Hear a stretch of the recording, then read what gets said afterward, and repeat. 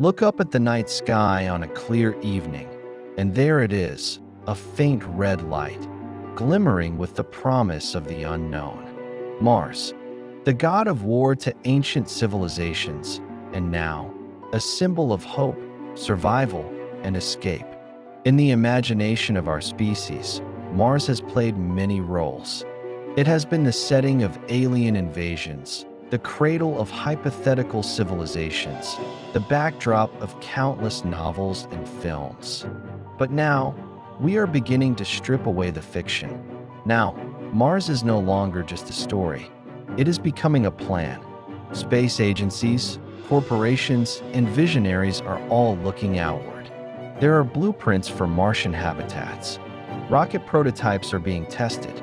Billionaires talk casually of building cities on Mars, with tens of thousands of settlers living and working beneath the planet's pale skies.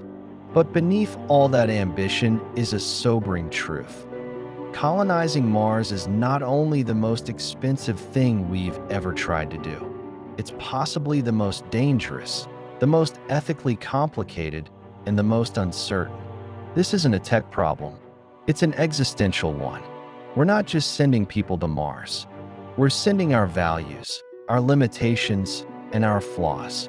And we have to ask, what will it truly cost? Let's start with the most tangible cost: money. NASA's Artemis program, designed to return humans to the moon, is projected to cost over $90 billion by the end of the decade.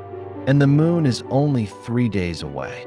Mars, by contrast, is a 9-month journey, with no possibility of rescue or resupply once a crew is en route. To send even a small, self-sustaining crew to Mars and bring them back would require a minimum investment of $100 to $200 billion, and that's considered conservative. More ambitious proposals, like long-term colonization or terraforming experiments, quickly scale into the trillions. SpaceX has floated a plan to send 1 million people to Mars. That may sound visionary, until you calculate the cost at $10 billion per person, even under optimistic projections. These numbers don't just challenge governments, they dwarf entire national economies. And the spending doesn't stop after launch. Once settlers land, they'll need constant infrastructure: habitats, power plants, life support systems, agriculture, medical facilities, communication relays, and raw material extraction, all without Earth's ecosystem to back them up. Mars has no oxygen, no liquid water, no food. Everything must be produced from scratch or imported at astronomical expense. And unlike space stations or moon bases, failures on Mars can't be corrected with overnight shipments. Every decision has to anticipate years of consequences. We're not building a mission, we're building a world. Sending humans to Mars is not the same as sending robots. The complexity multiplies by orders of magnitude when you introduce biology, psychology, and mortality. First, there's the journey itself. 6 to 9 months in a cramped capsule, exposed to deep space radiation, cosmic rays, and psychological isolation. Without artificial gravity, astronauts will lose muscle mass and bone density. Their immune systems may weaken. Their sleep cycles will be disrupted by the monotony of the void. Upon arrival, the crew will face a world that is profoundly alien. The Martian atmosphere is 1% the density of Earth's. It offers no protection from solar flares, and it's made almost entirely of carbon dioxide. The gravity is weak, just 38% of Earth's, and the temperatures range from cold to lethal, -80 to -125 degrees Celsius at night. Mars doesn't offer fresh air or fertile soil. The regolith, its surface layer, is filled with toxic perchlorates that would poison any unfiltered water or unwashed crops. Dust storms can cover the entire planet and last for weeks or months, blotting out the sun and halting solar energy production. Habitation will require pressurized, insulated structures. Any breach, even a pinhole, could cause depressurization and instant death. Life support systems will need to be entirely self-sufficient, constantly recycling air, water, and waste. Every screw, every circuit, every power cell will need to function flawlessly. In short, Mars offers zero forgiveness. There is no fallback, no quick return. We are on our own. And then there's the human cost, the least predictable and possibly the most profound. Imagine waking up every day knowing that you are tens of millions of kilometers from Earth. You can't step outside. You can't breathe the air. You can't go for a walk. The environment around you is beautiful, yes, but entirely lethal. You live inside a machine. You eat engineered food. You see the same few faces for years. And Earth, that distant blue orb, is always just out of reach. Communication with home will have a delay of up to 22 minutes each way. That means no live conversations, no video chats.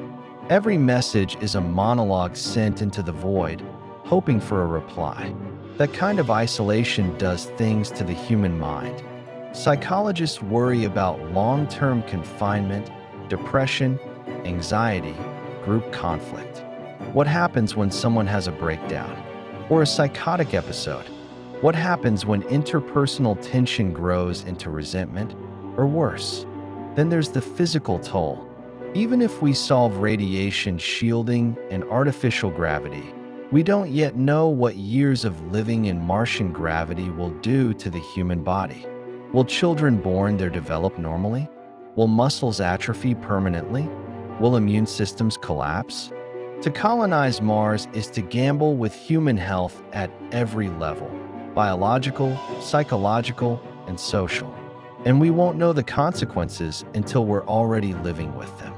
But even if we survive the cost in dollars, and even if we manage the cost in lives, there is another cost: ethical. We like to think of Mars as empty, but it is a planet with its own story, its own geology, its own atmosphere, and possibly its own life. What if we find microbes beneath its frozen surface? Are they relics of a past ecosystem or evidence of life still struggling to survive? If we bring Earth-based bacteria, algae, and human waste to Mars, we risk contaminating an entire planetary biosphere before we even know what we're destroying. Are we ready to be the invasive species on another world? And colonization itself is a word with weight.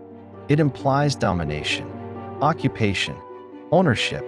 On Earth, colonization has meant slavery, exploitation, genocide. Can we really carry that word into space without questioning what it means to own a world? Even more troubling, who gets to go? Will Mars be a frontier for all humankind, or a playground for the ultra-rich? Will it be governed democratically, or ruled by corporations? These are questions we must answer before we go, because once we're there, it may be too late to decide. So, is Mars worth it? It depends. If our goal is merely to escape Earth, then perhaps not. If we are unwilling to solve our problems here, inequality, climate change, resource depletion, we are not likely to build a better society elsewhere. But if Mars is a crucible, a place that demands we become smarter, kinder, more sustainable, then perhaps the pursuit is not only worthwhile, but necessary. Mars can push us to innovate in ways we've never had to close the loop on waste and energy, to build systems that are efficient, cooperative, and just, to finally learn what it means to live with limits. And maybe, just maybe, in striving to live on another planet, we learn how to live better on this one. Mars is calling, not with words, but with challenge. It is not a sanctuary. It is not a paradise. It is a proving ground. It will not save us from ourselves, but it might, just might, show us what we're capable of if we choose to rise to its demands.